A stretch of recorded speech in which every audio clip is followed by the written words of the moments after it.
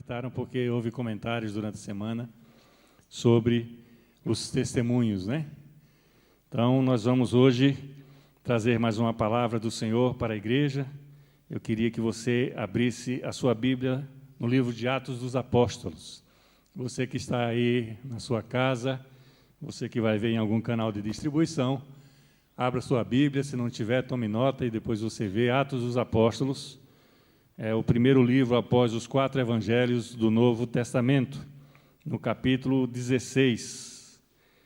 Nós vamos falar sobre fé, sobre o poder da oração nas nossas vidas, tudo que o Senhor nos disponibiliza e que muitos de nós temos sido agraciados aqui nesta igreja, visivelmente agraciados, porque os testemunhos comprovam tudo aquilo, né, que nós temos recebido em troca das orações. Glória a Deus, porque a igreja ora, e glória a Deus, porque nós recebemos, né, de volta aquelas orações. E aquilo que foi ministrado agora há pouco pela nossa líder do louvor nesta tarde, aquilo que não vem para as nossas vidas ainda, é porque não está preparado para nós, ou melhor, nós não estamos preparados para receber aquilo que nós desejamos. E Deus, Ele não erra.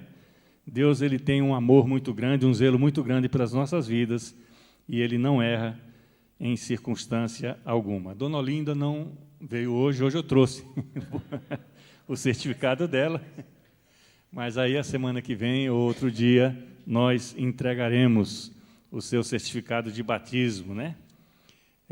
Quem achou já Atos dos Apóstolos 16, é um texto muito conhecido, nós vamos fazer umas breves considerações, a partir do verso 16, Atos 16, verso 16. Quem não tiver Bíblia e gostar de sentar ao lado de alguém para acompanhar, eu vou convidar aqui o Paulo para sentar aqui do lado da...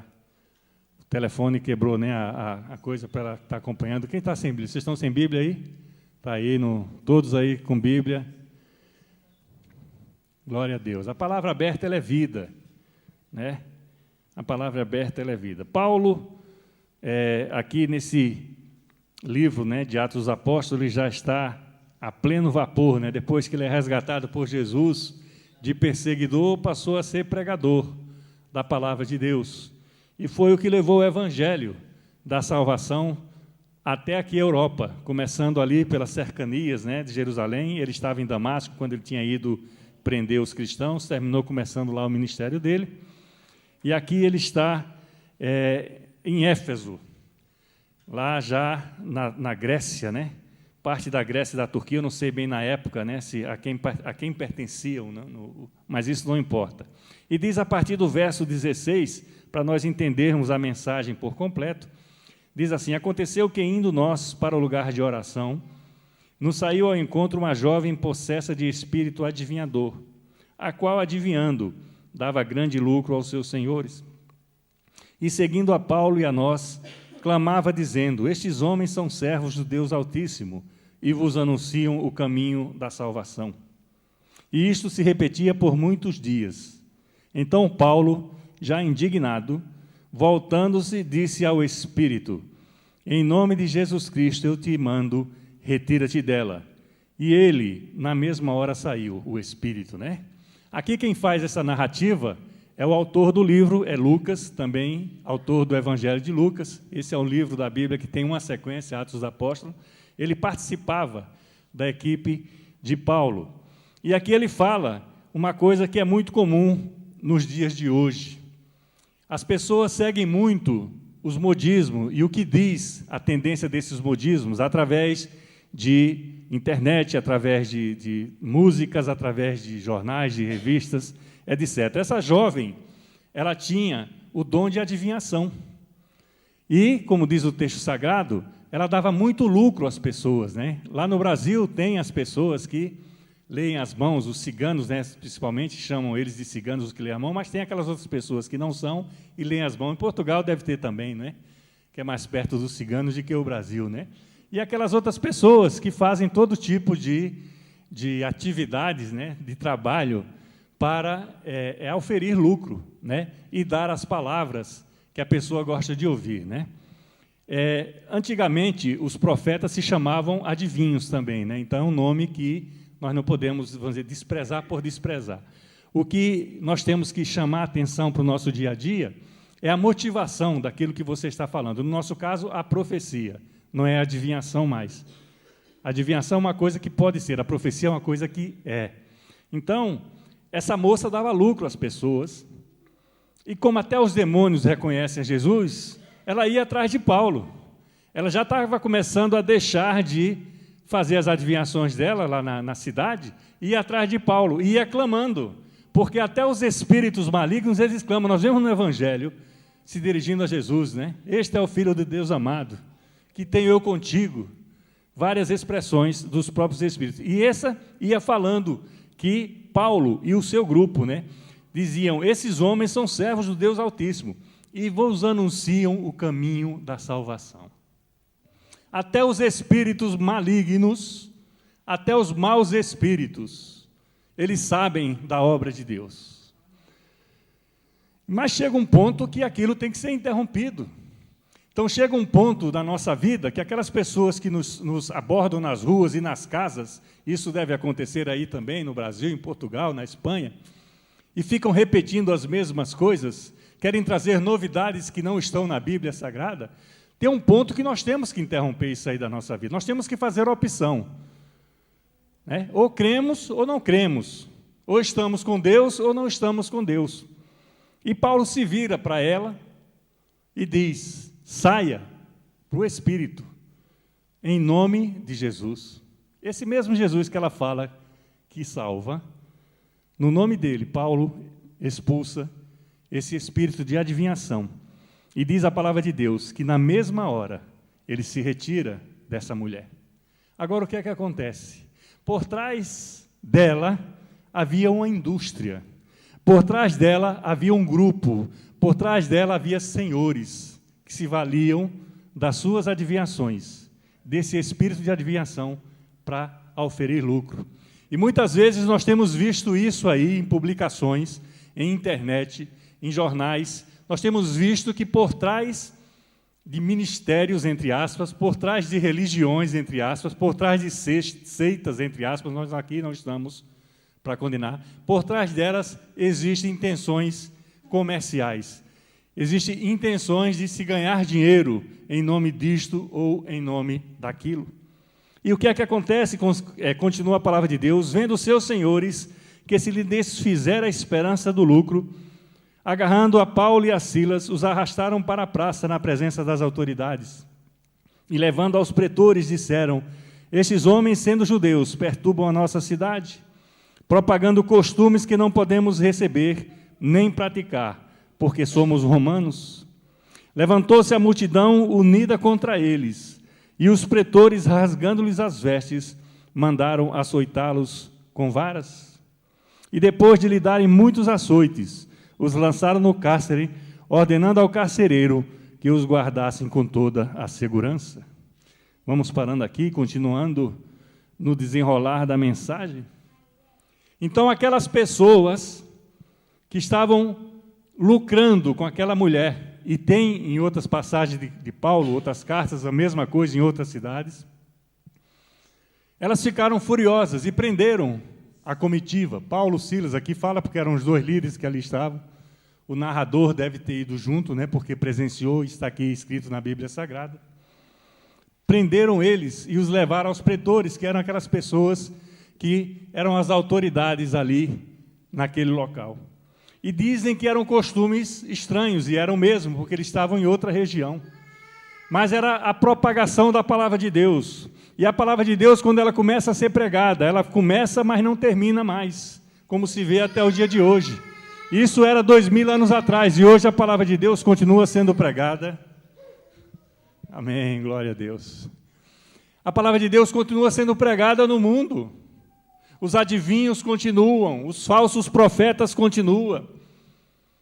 Deus continua e o diabo continua, porque isso vem desde o princípio e irá até o final.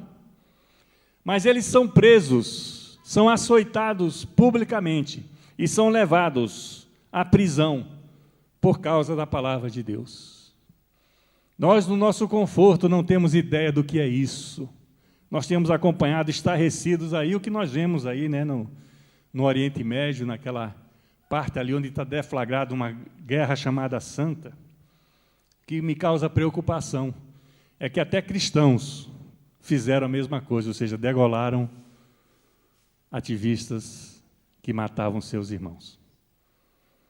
Estão trazendo de volta o olho por olho, dente por dente.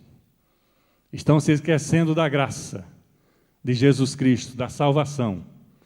Estão trazendo a conflagração, porque os demônios sabem que Jesus reinará, e os demônios sabem que seus tempos estão chegando ao final. Aqui, Paulo e a sua equipe, Silas, em especial, eles são entregues ao carcereiro, e diz o texto sagrado, já a partir do verso 24, o carcereiro, recebendo a ordem, levou-os para o cárcere interior e lhe pendeu os pés no tronco. Não bastava estar preso, não bastava ter sido açoitado, além de estar dentro de um cubículo, de uma prisão, de uma cela, isso eu conheço bem por causa do meu passado de trabalho lá no Brasil, eles ainda estavam amarrados, ou seja, tinha corrente nas pés, e essas correntes eram fixadas em troncos que eram cravados no chão, troncos normalmente grossos. E eles estavam ali simplesmente porque pregavam a palavra de Deus. Quantas pessoas você conhece que já sofreram a perseguição por pregar a palavra de Deus? E o que é que diz o texto sagrado? Aleluias! Olha o que é que diz o texto sagrado no verso 25. Por volta da meia-noite, Paulo e Silas oravam e cantavam louvores a Deus, e os demais companheiros da prisão escutavam. A situação daqueles homens não era a melhor situação. Eles podiam fazer tudo na revolta das suas almas, na dor do sacrifício, no sangue das feridas, na humilhação da prisão. Mas a palavra sagrada diz que por volta da meia-noite, eles oravam e eles cantavam. Qual a tua prisão, meu querido, minha querida? O que é que está prendendo a tua vida? E você que está assistindo, qual a tua prisão que tem impedido você orar, que tem impedido você cantar ao Senhor? O que é que tem prendido a tua vida? O que é que tem atrapalhado a tua caminhada com Deus?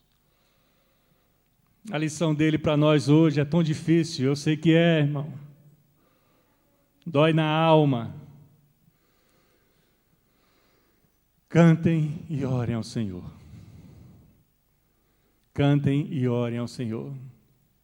Nós começamos ali na nossa célula, aqui em Otton, vai mais na frente, a lição de oração. E foi tremendo porque na quinta, na casa da Margot, chegamos lá, o João estava inconsolável porque não achava as luvas dele, de goleiro. Estava emburrado, não me cumprimentou, uma coisa que ele faz sempre. João é um garoto de 7 anos. Vou só explicar aqui para quem não conhece. E não tinha jeito. E saiu uma vez, bateu a porta, foi repreendido pelo pai, que aqui está, a mãe não estava, e voltou, entrava e saía, aí a lição comendo, Quem estava lá estava lendo salmos, lendo a apostila sobre oração, mas o poder é tão grande de Deus, que ele foi amansando, porque ele não é de amansar. Não é verdade, papai? Você deve penar com ele, que não é fácil, porque ele não para. Ele tem 220 volts a pleno vapor, todo dia. E o que é tremendo é que no final da nossa célula, quando já estávamos fazendo algumas outras considerações, ele vem na minha direção e fala: pastor, ore por mim. Verdade. Foi uma surpresa até para quem não tinha prestado atenção na descrição dele, ou até assim um pouco. E ele veio, 7 anos, 8 anos, veio na direção: pastor, ore por mim. E eu perguntei: o que é que você precisa? Ele falou: vou jogar amanhã. e eu quero jogar bem. Será que é milagre isso? Ele não joga nada? E nós tínhamos que pedir a Deus que ele jogue bem. Mas o que eu quero dizer para você, meu querido, que está assistindo, e para cada um de nós aqui na casa de Deus, nesta tarde, que a oração tem poder, e que uma criança, na sua sensibilidade, na sua imaturidade, na sua infantilidade, o Senhor toca no seu coração também. Basta ele ver o exemplo na casa do pai e na mãe, basta ele ver o exemplo na igreja, e ele vai fazer a mesma coisa na sua vida, porque são exemplos bons que ficam, não são coisas passageiras, não são adivinhações, não são falsas promessas, não estão atrás de lucro. Eles querem ser o exemplo, eles só podem ser um exemplo se eu e você, pai e mãe, formos o exemplo. O nosso filho só pode ser um bom filho se o pai for um bom pai e a mãe for um bom pai.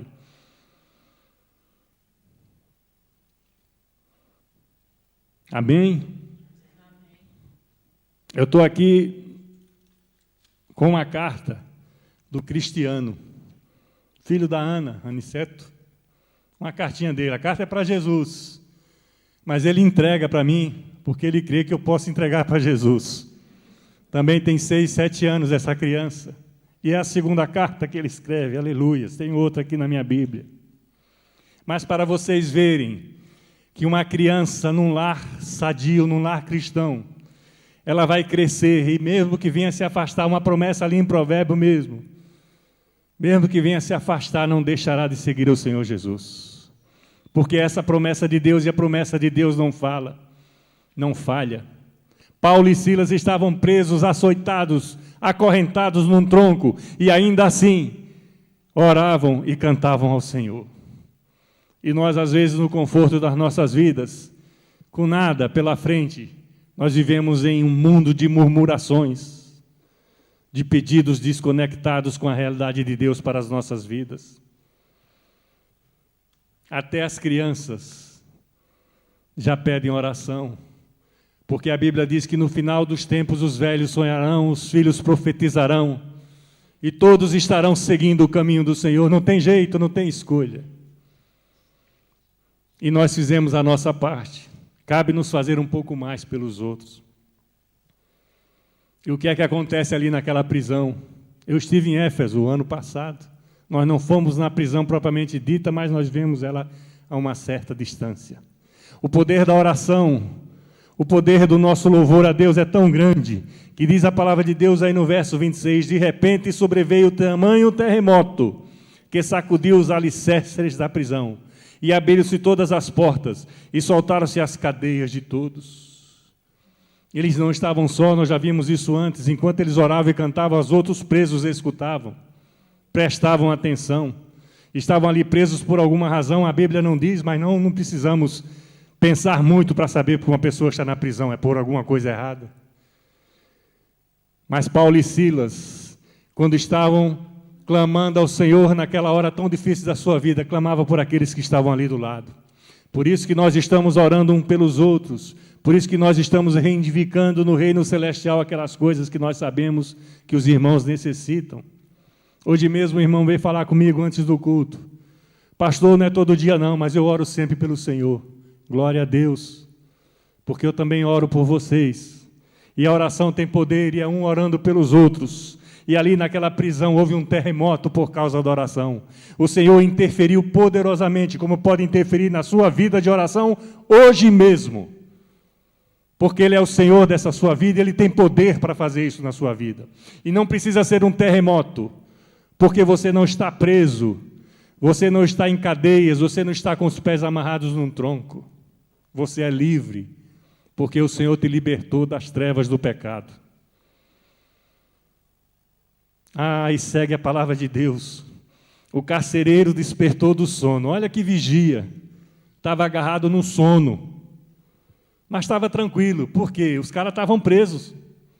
Além de presos, estavam amarrados num toco. Ou seja, mesmo que não conseguiriam sair. Aí ele aproveitou e foi dormir. Não que todos os carcereiros sejam sonolentos.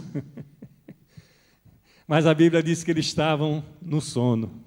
Estava dormindo, deve ter acordado desesperado com o barulho do terremoto. Porque para chacoalhar as grades, abrir as portas, caírem as cadeias, as correntes, barulho deve fazer. Meia-noite, então, a música e a oração já tinham embalado ele no sono. Agora o terremoto ia acordá-lo. Eu lembro de um grande amigo lá no Brasil, irmão em Cristo. O Senhor me proporcionou a oportunidade de levá-lo aos pés de Jesus. Ele tinha uma empresa de mármores e granitos.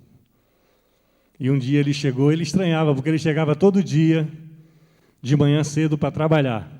E o vigia estava com o rosto perfeito, não tinha olheira, não tinha nada. Quer dizer, não tinha feito nada à noite, a não ser dormir, né? Estava ali inteirinho. E um dia, esse rapaz, esse vigia, veio e perguntou: Odemir, estou falando o teu nome, para honra e glória do teu nome aí, meu querido. Odemir, você sabe que a violência na cidade está aumentando? Sei, ele respondeu. Eu preciso que você compre para mim um revólver, porque você sabe, eu sou vigia aqui da sua empresa. Aí ele se virou para o seu vigilante e falou: não, eu vou comprar um pijama para você dormir melhor. Vigiai e orai, diz a palavra de Deus. Esse carcereiro que estava cuidando de Paulo, de Silas e daqueles outros prisioneiros, ele é acordado pelo barulho do terremoto. E diz a palavra de Deus: o carcereiro despertou do sono e, vendo a porta do cárcere abertas, puxando da espada, ia se matar, supondo que os presos tivessem fugido, porque assim era a lei naquele tempo. Se o fugitivo fugisse, quem pagava com a vida era o carcereiro, era o soldado. Vocês lembram no túmulo de Jesus? Aquela escolta que guardava o túmulo. Eles mentiram, diz a palavra de Deus. Os sacerdotes os fizeram mentir para eles não serem injustiçados, porque eles iam morrer. E eles declararam que eles dormiram, porque os sacerdotes não queriam saber do poder da ressurreição de Deus através de Jesus Cristo. Aqui o carcereiro ia se matar, porque ele ia morrer mesmo. Se fugiram, eu vou morrer. Então, antes que me matem, eu mesmo faço o serviço. Mas houve uma voz lá de dentro, diz a palavra de Deus no verso 28. Paulo brada em alta voz e diz: não te faça nenhum mal, porque todos nós estamos aqui. Todos. Nenhum, a despeito das portas da cadeia estarem abertas. As correntes se romperam dos seus pés naqueles troncos. Nenhum saiu. Porque estavam sob o princípio da autoridade, justa ou injustamente, presos. Eles estavam sob o domínio da autoridade de então. E diz a palavra de Deus: então o carcereiro, tendo pedido uma luz, entrou precipitadamente e trêmulo prostou-se diante de Paulo e de Silas. E depois, trazendo-os para fora do cárcere, disse: senhores, o que eu devo fazer para ser salvo? Aleluias! Olha o que diz a palavra de Deus. Ele ia se matar porque os prisioneiros, pensava ele, haviam fugido. Mas quando ele vê que a situação é outra, ele faz uma pergunta emblemática. Aquele homem era carcereiro, mas aquele homem já ouvira falar de Jesus Cristo. Aquele homem sabia que Paulo estava ali injustamente, mas não podia fazer nada. Aquele homem sabia que Paulo era servo do Deus vivo. E faz a pergunta decisiva na sua vida naquela hora: o que eu devo fazer para ser salvo? Ele sabia que havia salvação, ele sabia que Jesus salva, que Ele é o Senhor e Salvador das nossas vidas, que Ele pode transformar a sua vida. O que devo fazer para ser salvo? Foi a pergunta dele. E tantas pessoas aí devem ter essa dúvida nas suas cabeças. Tantas pessoas aí devem estar perguntando a mesma coisa. E lhe responderam, diz a palavra de Deus: crê no Senhor Jesus Cristo e serás salvo, tu e tua casa. Tu e tua casa. Não se desesperem se alguém da tua família ainda não foi aos pés do Senhor. A promessa é para a tua família, para a tua casa. Muitas pessoas estão brincando com as promessas de Deus. Eu já falei para vocês que eu oro pela família todo dia que eu caminho praticamente. Faço as ressalvas nas orações porque eu conheço a palavra de Deus. A escolha é individual.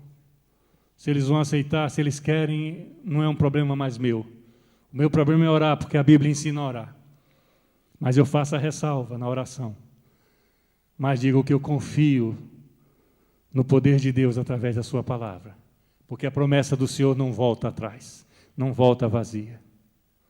Eu tenho problemas, como qualquer um de vocês, em relação a familiares que ainda não se entregaram a Jesus Cristo.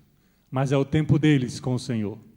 Não sou eu, é o Espírito Santo que vai fazer a mudança, a transformação nas suas vidas.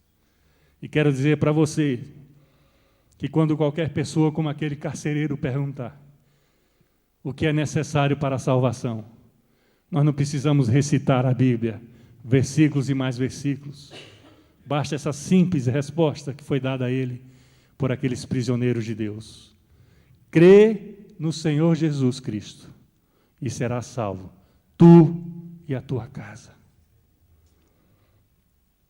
Quando meu pai morreu, as pessoas perguntaram, você acha que ele foi salvo? Falei, isso é com Deus. Eu orei com ele, e ele aceitou um dia antes de eu vir embora do Brasil para nunca mais vê-lo. Eu tinha acabado de enterrar minha mãe. 15 dias depois vim para a Inglaterra, e 1 mês e meio depois ele teve um AVC e ainda sobreviveu 2 meses em coma. Mas antes disso, lá no Brasil, antes de eu vir embora, ele tinha aceitado Jesus Cristo. Eu creio, porque a palavra de Deus diz, tu e tua casa. Eu creio que ele está salvo. Não tenha dúvidas. Não tenha dúvidas. As promessas do Senhor se cumprem nas nossas vidas. E lhes pregaram a palavra de Deus, diz o verso 32, e a todos de sua casa. Já muda o cenário. Eles já não estão mais na prisão. Quando há uma promessa de que vai ser salvo ele e a sua casa, diz a palavra de Deus, e aí mais na frente nós veremos, eles já não estão mais lá na cadeia. É madrugada. Todos estão dormindo, mas a obra de Deus, ela não para. Ela não tem horário. Ela é de manhã, é à tarde, é à noite. Naquela mesma hora da noite, cuidando deles, lavou-lhes os vergões dos açoites. E a seguir foi ele batizado e todos os seus. Mas antes, o verso 32, que eu acabei de ler, antes deles serem curados, antes deles terem as feridas pensadas, lavadas, os açoites, o sangue ainda preso aos seus corpos, eles ainda pregaram a palavra de Deus. Porque aquele martírio, aquele sofrimento que eles tiveram naquele momento, isso para eles era motivo de regozijo. E vocês têm visto em filmes, eu sei, que nós já trouxemos aqui, eu sei que vocês já me relataram. As pessoas que saem de casa, o marido se despede da esposa e dos filhos e não sabe se vai voltar, porque estão naquela região de conflito e podem ser mortos, presos, mortos pela palavra de Deus. Então, naquela situação que eles estavam, ainda assim eles foram lá e pregaram a palavra de Deus. E depois foram curados das suas feridas. Então, levando-os para a sua própria casa, lhe pôs à mesa, e com todos os seus manifestava uma grande alegria por terem crido em Deus. Nós temos repetido aqui, e eu não me cansarei de falar. A obra de Deus é para todos. As promessas de Deus é para todos. Nós não temos como dizer que não sabemos, que não ouvimos, para dizer que não fazemos. Temos feito a lição de orar e cantar ao Senhor. Temos ajudado os nossos irmãos em Cristo. Hoje a liderança está recebendo uma lista atualizada de cada um de vocês. Cada família terá a responsabilidade de um dos seus líderes, em oração e intercessão por vocês, por suas casas. Nós oramos pelas famílias e oramos por você em qualquer parte. Porque a oração tem poder. A oração dá. A oração faz um terremoto nas nossas vidas. Paulo e Silas estavam presos, foram açoitados por causa da palavra de Deus. E em nenhum momento eles desanimaram. Deus pode usar a situação difícil da sua vida no dia de hoje, meu querido e minha querida, para levar salvação a vidas que estão à beira de um abismo. Como aquele carcereiro queria se matar.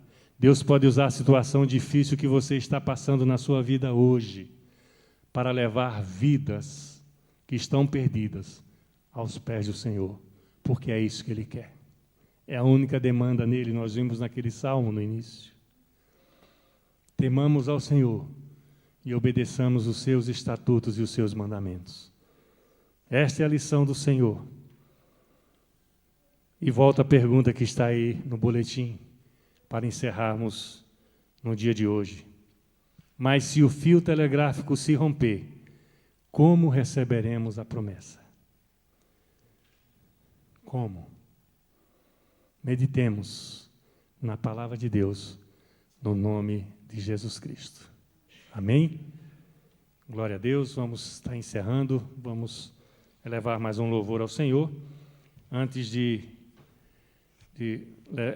louvar ao Senhor, vou continuar insistindo, né? Porque o pastor Domingues é possível que venha aqui entre setembro e outubro deste ano, lá da Guiné-Bissau. Nós já estamos em contato com uma empresa que leva containers, né? Uma empresa de navegação que leva containers lá para Gabão, né? Gâmbia, ali do lado de Guiné-Bissau, e nós vamos aos poucos. Eu queria encorajar vocês aí, começando, não pode trazer aqui para a igreja ainda, eu vou ver se um desses containers aí atrás, se tem espaço, para nós irmos juntando coisas para mandar lá para aquela missão. Perdão? Isso comida, né? Aquela de enlatados, etc. Comida, acho que é bom a gente só... Não perecível, comida, né? Mas tem que ter uma data extensa para... Exato, Nós vamos levantar uma grande oferta de amor e enviar este ano ainda, não sei quando, até o final do ano, em nome de Jesus. Alimentos, material escolar, somente coisas voltadas para crianças. É um quadro de necessidade total. E nós podemos fazer a nossa parte. E é muito pouco. Eu vou ainda desafiar vocês. Quem ainda não comprou, propaganda, hein, gente? Quem ainda não comprou esse livreto aqui do pastor, eu já quero dizer para você que já passo de 200 libras já, viu? Aleluia, glória a Deus. 200 libras já reservadas para nós mandar para a Guiné-Bissau. Dos livros que foram vendidos. Estão sendo separados 80% do valor de cada livro para ser mandado ali para aqueles irmãos de Guiné-Bissau. Já passaram 200 libras, hein? Glória a Deus por isso. Se você ainda não comprou, eu quero lançar o desafio. E se você não tiver dinheiro, compra a si mesmo. Eu cobro depois. Amém? Mas eu tenho aqui alguns livros. Se precisar de mais, eu tenho lá no carro.